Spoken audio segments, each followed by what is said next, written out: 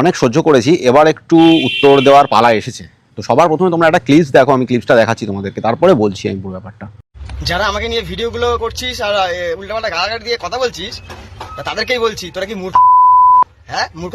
আমরা মূর্খ কিনা জানি না, তবে তুই যে বিশাল শিক্ষিত তার প্রমাণ আমি দেখাচ্ছি, দেখ প্রমাণটা দেখ।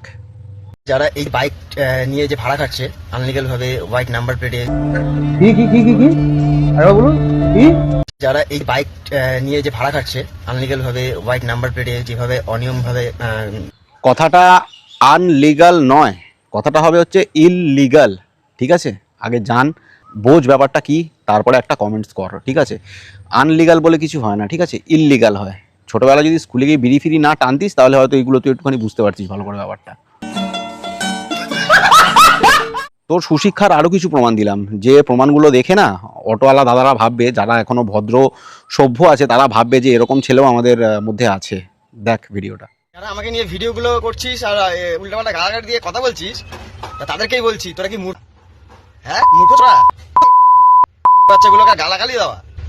আমি গড়িয়াকোল পার্কে গাড়ি চালাই, বুঝছিস? ক্ষমতা থাকলে এখানে আসিস গায়ে হাত দেওয়ার জন্য, এখন একদম বুঝছো?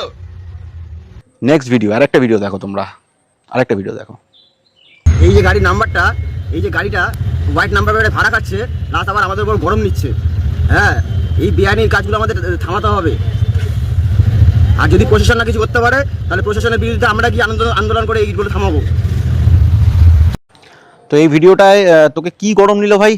বাইক ট্যাক্সি ড্রাইভারটা, তুই হঠাৎ করে পেছন থেকে ওর ভিডিও বানাচ্ছিস, কি গরমটা নিয়েছে তোকে ভিডিওর মধ্যে? তুই কি কোথাও দেখালি যে তোকে গরম নিয়েছে? তুই সেটা দেখাতে পারলি না, বাট তুই বলে দিলি যে তোকে বিশাল গরম নিয়েছে, ঠিক আছে?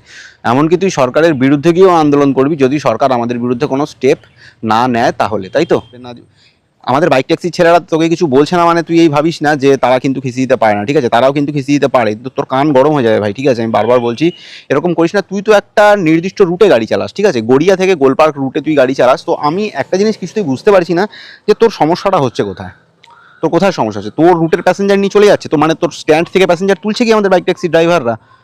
তুলছে না তো, তাহলে তোর কেন ফাটছে ভাইয়া? তো সরকারও জানে যে এখন পশ্চিমবঙ্গে কাজবাজের কি অবস্থা, কটা ছেলে বাইক ট্যাক্সি চালিয়ে খাচ্ছে, তো তাদের তোর কি সমস্যা হচ্ছে রে ভাই? তুই একা খাবি নাকি? না তোর রুটের প্যাসেঞ্জার মারতে গেছে বাইক ট্যাক্সি ড্রাইভাররা?